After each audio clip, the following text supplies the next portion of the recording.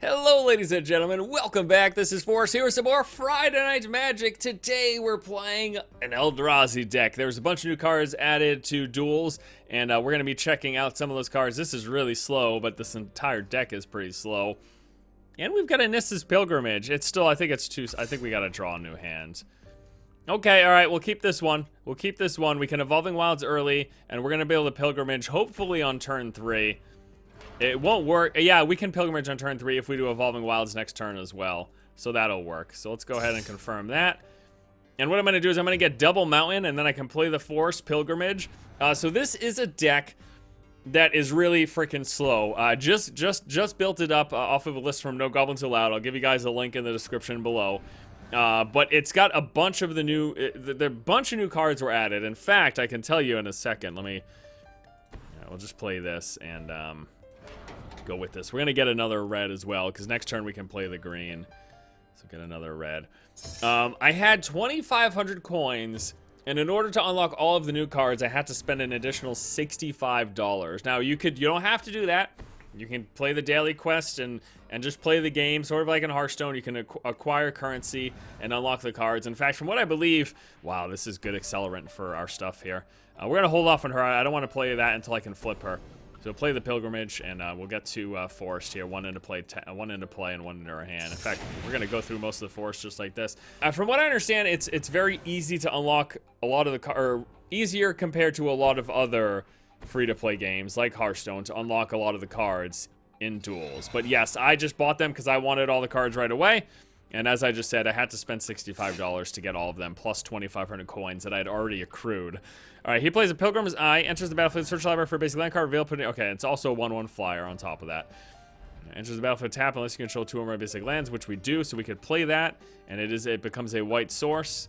And then we could also play this. Now, we do have this guy, Flying Haste, attack at turns of Able, which could force him to block, but what happens if I accelerate? If I accelerate, I get a 5th land right now. No, I get a 5th land...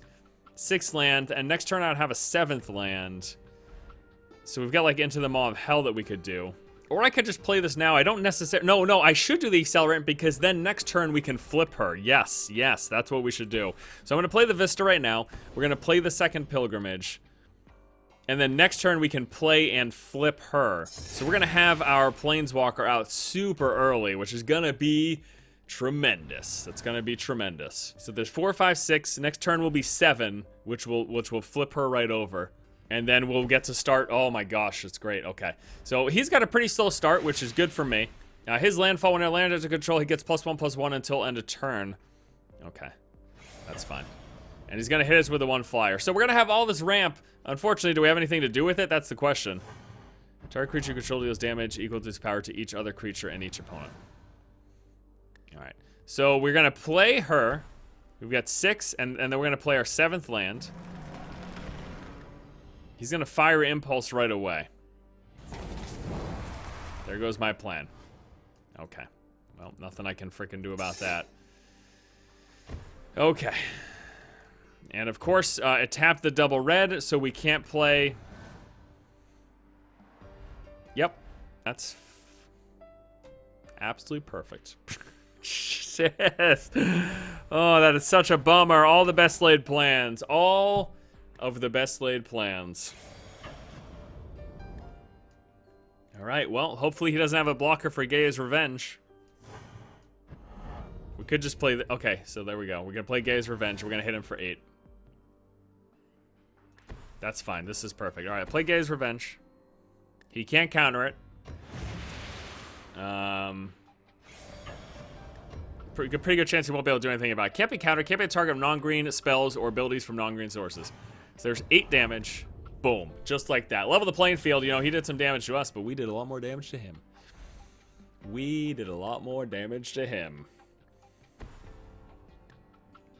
Plays that. Pumps that guy up. Now, we do have some removal between 5/5, trample, landfall. Land enters the battlefield. Put a 1/1 counter. If it's a force, put 2 1/1 counters, right? So we can kill... Let's see, what could we do? I mean, I could do the Chandra's Ignition and just kill all of his stuff. I believe that Chandra's Ignition doesn't kill my creature, as far as I'm aware. I don't believe Chandra's Ignition kills my creature. Oh, I can't target. Oh my god, that's right. Shit, I can't target. That's right. Okay, okay. Well, what about this? X damage divided as you choose among any number of creatures. Okay, so we could do this for 1, 2, 3, 4, 5, 6. We could do this for 6, and we could just do this for 7 and kill all of his stuff. So let's do it for 7 and just kill his whole thing. Okay. So go 1, 2, 1, 2, 3, 4, 5. That'll be it. 5, 6, 7. That'll be it. Perfect. Okay. Rolling Thunder with an attack. Swing him for another 8. Bring him down to 4. And next turn, I guess we could. Oh no, we can't. We can't target with Sean's Ignition. That's right. The frickin' dude. Gaze Revenge works for me and against me. This card, look at this art, dude. This art is so cool. Magic art is honestly the best in any video game ever. Flying into the battlefield, blah, blah, blah. Doesn't matter because we've got Into the Maw of Hell, which will do 13 damage to target creature. And, I think it's pretty screwed. What is this? Target creature +2/+2 in haste. Does not matter. You can attack me with it? You can attack me with it? You can attack me with it? You can attack me with it? Didn't think so. I didn't think so. Into the Maw of Hell. Destroy one of your stupid lands. Deal 13 damage to your only creature. And attack you with the 8/5. Oh, man. Love it. There you go. All you need to do is play one creature and you can win games in Magic. It's that easy. It's that easy. Ew. I guess we can keep this because we've got the Land Acceleration off of this and we've got the Zendikars Incarnate. I guess so. I guess we'll keep this hand. I guess we'll keep it. I guess we'll keep it. We just have to draw into another land. The dream would be to draw into a Cultivate. Or, you know, whatever it's called in this one. Oh, well, we lose. Even though he's got a fucking 92 card deck. We're gonna lose because he's aggro and our hand is slow, so. As hilarious as this is about to be a loss.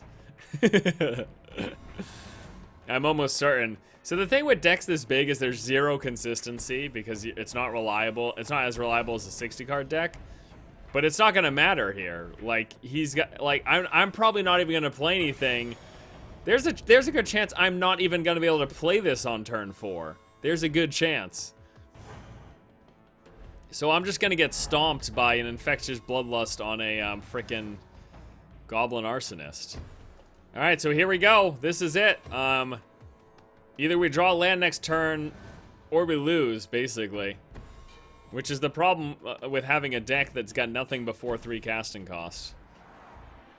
Creature has +1/+1 haste. Okay, so he's gonna hit me for 3 again. And the worst of it all is that if I play the Incarnate, I block this, he kills it, because it's gonna deal 3 damage, plus the 4th when it dies. Or he could just equip this next turn and it'll deal 4 damage anyways. So here it is, I either draw mana or the game is completely over. Well, you know what, I'm gonna play this because it gives me a land. It's not ideal to play it this early, but it gives me a land, so for that reason we're going to. It's a 2/2 creature, which is nice in and of itself. You typically just want to play it when you flip her, but this is literally the only chance for me to have any hope of winning this game. I will try to keep her alive if possible. Creature +2/+2, plus he can pump it up. As long as this is enchanted, he gets +2/+2, has trample, and then it can be pumped up. That is a disaster. Because he's going to enchant that next turn anyways. But if I do this, he's going to get the Infectious Bloodlust anyways. Because he gets to get another one out of his deck. And then he'll put the Infectious Bloodlust on that guy, which will be even worse. Because he has trample. So I guess I'll just let it go through. This is a disaster and a half. This is a disaster and a half. The question is, do I just play the Zendikar Incarnate over the more land stuff? How much does this cost? It costs 1 to equip. Alright, I have to play the Zendikar Incarnate as a blocking creature to block that guy. That's what I have to do. So it's a 4/4. Actually, no, it can't really block him. I can attack with this safely because he won't block with that.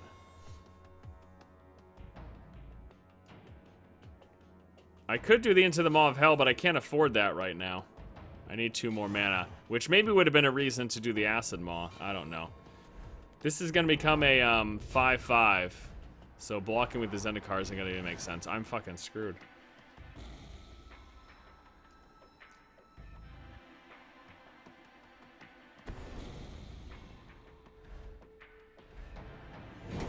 Okay, he doesn't even enchant it yet.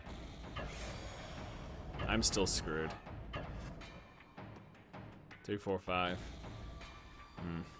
I wonder if I should have done the Acid Maw instead. Would have gotten me closer. This is not bad either. It's a 5/8, dude. And getting the land ramp is huge too. I still think I don't think there's anything I can do. This is just gonna be a 4/4, which he'll just bypass. I'm gonna do this. This is my only chance to I don't know.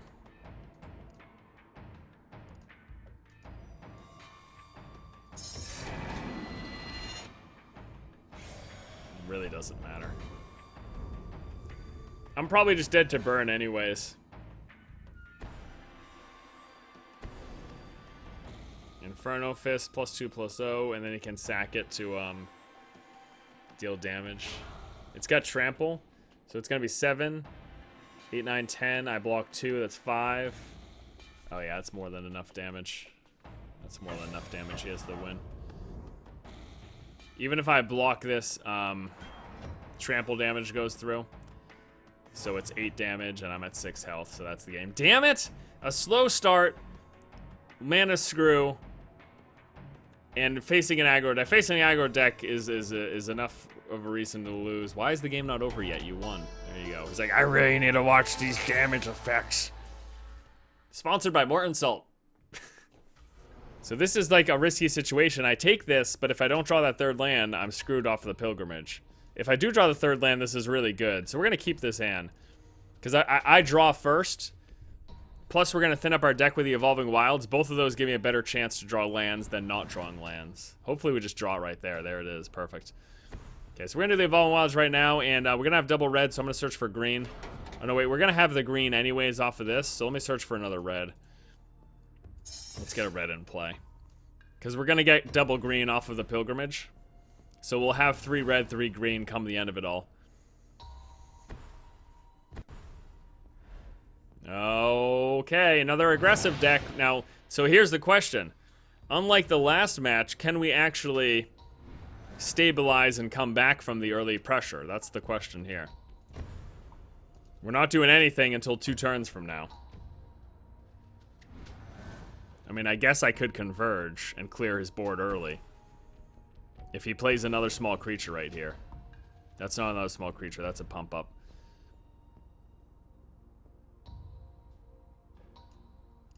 Okay.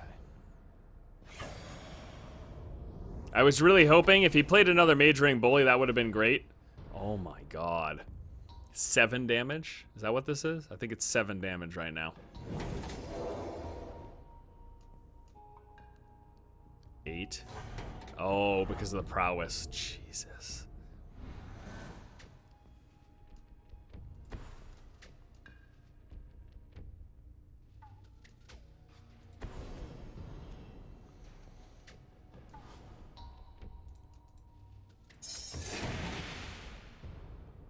Alright, so we're gonna have 5 mana next turn.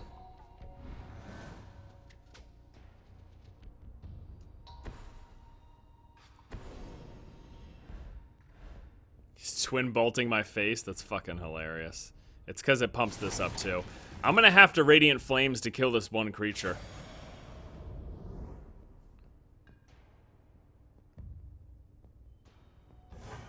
I'm gonna have to Radiant Flames to kill one fucking creature. That's actually what's about to happen.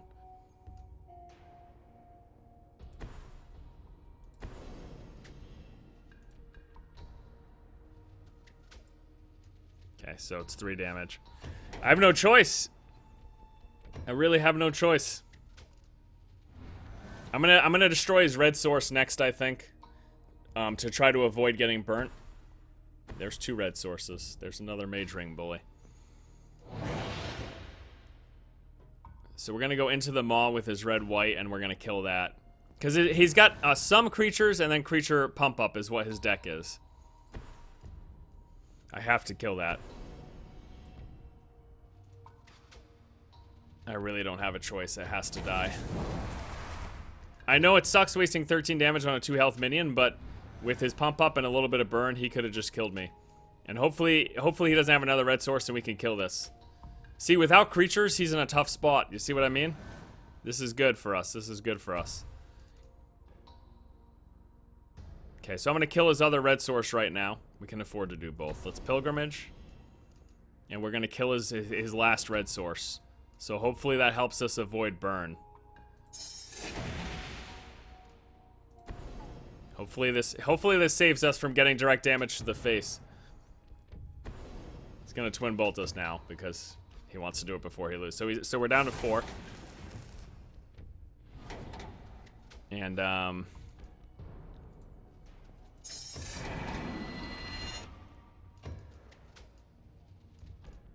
my god, this match. Okay, that's good. That's good. Ooh, we might be able to win in a couple of turns right here. And play both of these. He might have removal because he's white and there's like exile stuff that white has. But these are 2 10-4s. Can we just point that out for a second? Those are 2 10-4s, which could just win us the game next turn. And we also have the Rolling Thunder. So this is a huge turn right here. Okay, nothing from him, but now there's still... Oh my god, did we really just draw against Revenge as well? Okay, I'll take that. So we're going to attack it with 2 11-4s and an 8-5. Thank you very much. Aggro can be very tough, but if you just get that mana, you can turn it around. You can turn that bad boy around. There it is. GG. Well, don't like this hand so much, so let's draw a new one. Not terribly fond of it, but this is an interesting hand as we've got the Radiant Flame. And we've got a 4-drop, and he's down to 4 cards with 84 remaining. We're going to keep this hand. Our opponent dropped down to 4 cards. So we talk about how 90-card decks are inconsistent, or 100-card decks are inconsistent, and you shouldn't do it. You shouldn't, because you can't rely on things like even mana distribution. It's hard enough to rely on mana distribution on a 60-card deck, let alone this hot mess. Now, we might still have a game, though, because remember, this is a slow deck that I'm running. It is a very slow deck that I'm running. So we might still have there might still be a match in our hands. There may still be an actual game of Magic on our hands. So we've got 2 options for the turn 4 play. We've got From Beyond, which is an enchantment that gives us the Eldrazi tokens that we can use to sack for mana, and then we can do this to search for an Eldrazi.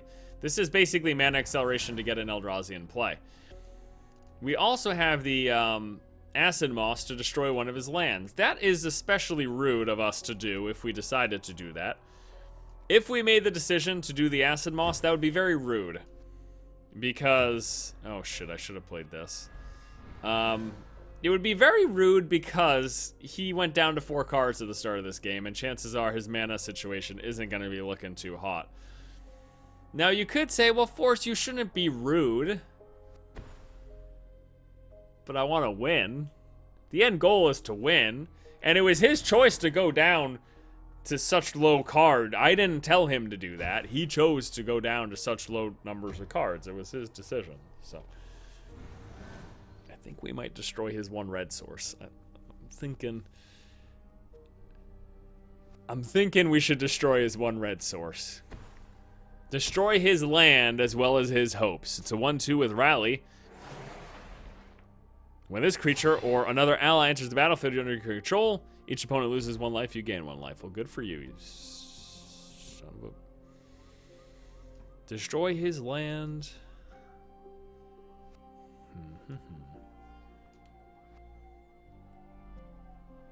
So many choices. So many choices. Infectious Bloodlust. No!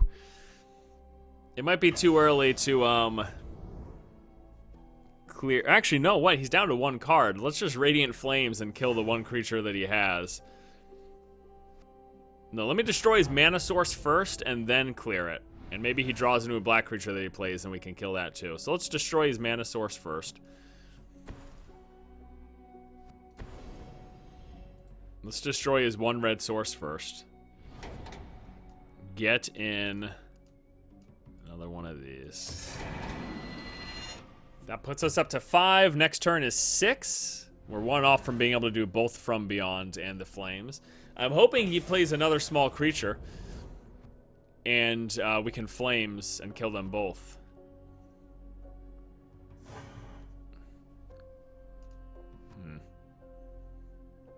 Hoping.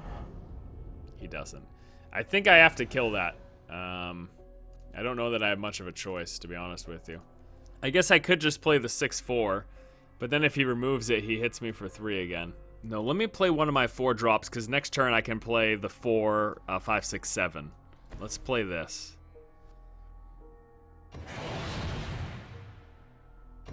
Okay. So next turn I can do the From Beyond and the Flames. I could also play the Revenge. 1/4 Death Touch. Wait, excuse me? Oh, it has to attack, that's right. Okay, so we just block it. It has to attack, it has no choice. Okay, good.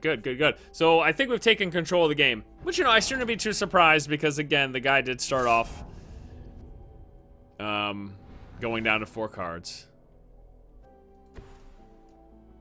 This thing has Death Touch, so I don't want to do the thing. I could just Chandra's Ignition and hit him for 7. I think it makes sense. Chandra's Ignition, which he takes 7, and then he gets hit for 7. So he's down to 7. So yeah, that totally was the choice. And then next turn, unless he plays 2 creatures, he'll die to either this guy or the Revenge pushing him. You know, I don't feel too good about winning in this matchup. But actually I do, because we lost to a Tower of Power. So to now win against a Tower of Power, it actually does make me feel really good. So let's play the 8/4. Even if he can kill one of them, he'd have to kill both to not just die right here. So we swing him with an 8/4 and an 8/5. He might have removal for 1, probably doesn't for both. Looks like both just go through, and we win. We defeat the Tower of Power, which makes us feel real good. Okay, I like this. We've got the Pilgrimage. I like this a lot. Okay, we'll keep it. And we get to play first. I like that as well. So we're going to play the Evolving Wilds. We're going to dig for a red source, since we're going to get double green off the Pilgrimage. Dig for a red source. And we've got the From Beyond for the acceleration. We've got the Radiant Flames for early removal. For 2 damage to each creature. We won't have that 3rd source unless we pull into our red-white. What the hell? Tap 3 becomes a 2/3 until end of turn with lifelink. Wow, very cool.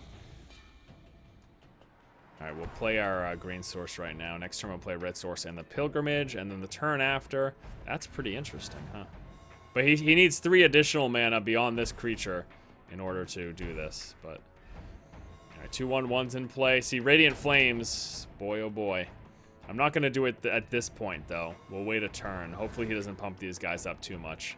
We also have the Chandra's Ignition in case anything gets too crazy. So we're going to go with the Pilgrimage right now. It's going to give us a green in play, a green in hand. And then next turn we'll be at 5 mana. If he plays a bunch more creatures with 2 or less health, then I might play the Radiant Flames. No, he's going to read the bones.